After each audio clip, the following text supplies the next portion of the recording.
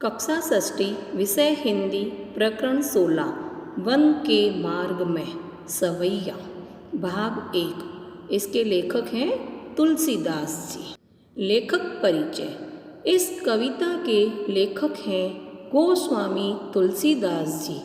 आपका जन्म 1497 को राजापुर ग्राम में हुआ था। गोस्वामी तुलसीदास जी हिंदी साहित्य के महान कवि थे। आपको आदि काव्य रामायण के रचयिता महर्षि वाल्मीकि का अवतार भी माना जाता है। रामचरितमानस आप द्वारा लिखी गई। पाठ का सारांश। यह कविता गोस्वामी तुलसीदास जी द्वारा रचित कवितावली नाम की काव्य से ली गई है और इसमें प्रयुक्त की गई भाषा ब्रज भाषा है।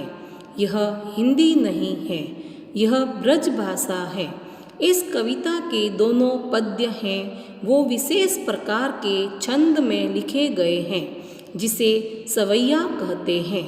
जैसे दोहा होता है वह एक प्रकार का छंद है, सौरठा होता है वह चौपाई है। ऐसे ही सवैया भी एक प्रकार का छंद है।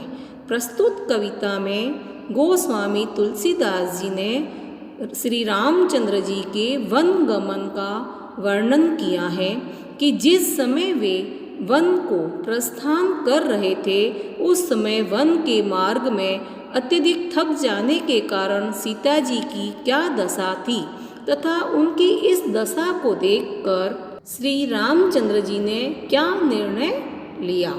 पुरते निक्षी रघुबीर वधु धरी धीर दहे मग में डगद्वे जल की भरी भालकनी जल की पुट सुखी गहे मधुरा धरवे फिरी बूझती हैं चलनो अब कैतिक पर्णकुटी करिहो कित है तिह की लखी आतुरता पिय की अखियाँ अति चारों चली चल चुए।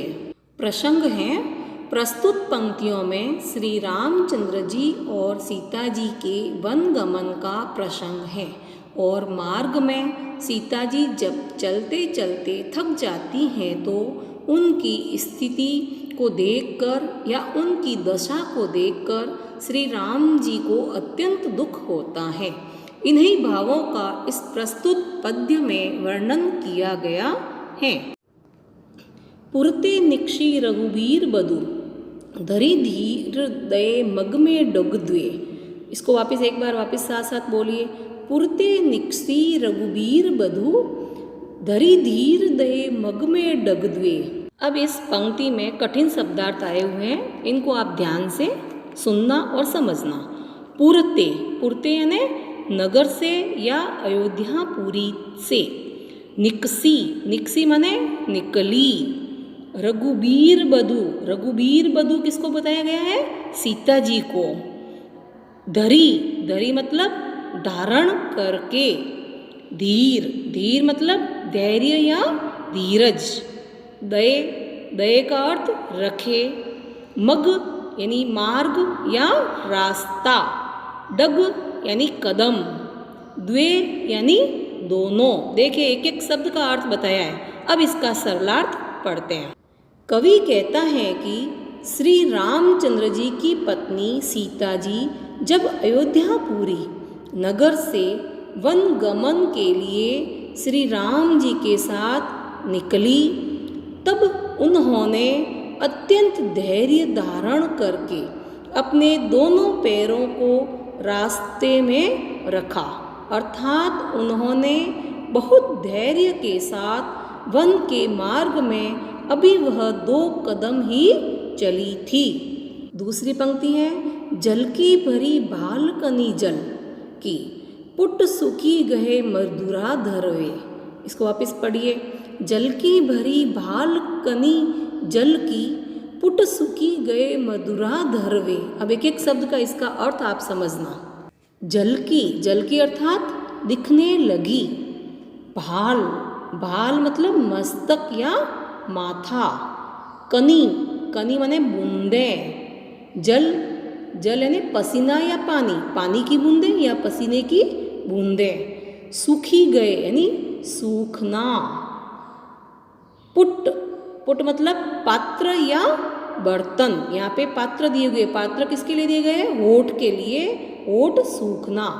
मधुराधर, मधुराधर यानी सुंदर होठ।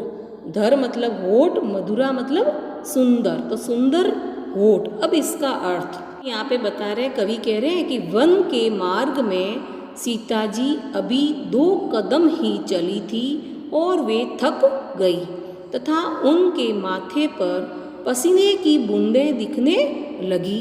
उनके होठ रूपी, सुंदर होठ रूपी जो पात्र थे वो सूख गए, यानी सुंदर होठ थे वो सूख गए। उनके अत्यंत श्रम के कारण होठ भी सूख गए। वो इतनी पैदल चलने की आदी नहीं थी, पैदल चली तो थक गई, तो थकने के कारण उनके होठ थे वो सूख गए। फिरी बूझती हैं चलनो अब कैतिक, पर्णकुटी करी हो कित हैं। वापस पढ़िए। फिरी बूझती हैं चलनो अब कैतिक, पर्णकुटी करी हो कित हैं। अब है कठिन शब्दार्थ। फिरी, फिरी अर्थात फिर, बूझती, बूझती मने पूछना, चलनो यानी चलना, कैतिक यानी कितना, पर्णकुटी यानी कि पत्तों की बनी कुटिया, उसको बोलते हैं पर्णकुटी।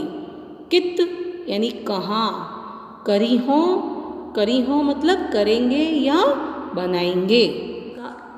अब इसका अर्थ है सीता जी श्री राम जी से पूछती हैं कि हे प्रभु, हमें अभी कितनी दूर और चलना है? आप पत्तों से बनने वाली कुटिया कहाँ बनाएंगे? तो सीता जी थक गई थी, तो सीता जी राम जी से पूछ रही थी कि अब आप हमें कितना और चलना है, और अब आप पत्तों की पर्ण कुटियाँ हैं, वो पत्तों से बनी हुई कुटियाँ हैं, वो अब कहाँ बनाएंगे जहाँ हम विश्राम करें। उनका तात्पर्य ये था। तीय की लखी आतुरता पिय की, अखियाँ अति चारू चली जल चुए। वापस बोलिए साथ साथ। तीय की लखी आतुरता पिय की, अखियाँ अति चारू चली जल चुए। एक एक शब्द को सुनिए। तीय, तीय ने पत्नी, लखी, लखी मने देखना, आतुरता, आतुरता व्याकुलता, पिय, पिय यानी स्वामी या प्रभु के लिए बता रहा है। अखियाँ मतलब आँखें, अति बहुत, चारू यानी सुंदर, अति चारू मतलब बहुत सुंदर, चली जल यानी जल से, चुए माने गिरना या बहना। जब सीता जी ने श्री राम जी से पूछा कि हे नाथ, अभी कितनी दूर और चलना है? आप पत्तों से बनने वाली कुटिया कहाँ बनाएंगे? क्योंकि वह बहुत ज़्यादा थक चुकी थी और उनके माथे से पसीने की बूंदें निकल रही थी और उनके होठ सूख चुके थे। तो सीता जी की ऐसी व्याकुलता देखकर श्री राम जी की आँखों में से आंसू बहने लगते हैं। अब है बोध प्रश्न। तुलसीदास जी का पूरा नाम बताइए। तो तुलसीदास जी का पूरा नाम गोस्वामी तुलसीदास जी था। प्रश्न दूसरा, तुलसीदास जी का जन्म कब हुआ था? उत्तर है तुलसीदास जी का जन्म 1497 में हुआ था। प्रश्न तीसरा, यह कविता किस भाषा में लिखी गई है? उत्तर है यह कविता ब्रज भाषा में लिखी गई है। प्रश्न चौथा, इस कविता में किसका वर्णन किया गया है? उत्तर है इस कविता में श्री राम जी के वनगमन का वर्णन किया गया है।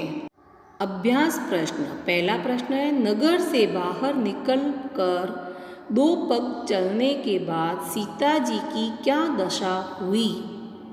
प्रश्न दूसरा, जब अब और कितनी दूर चलना है? पर्णकुटी कहाँ बनाइएगा?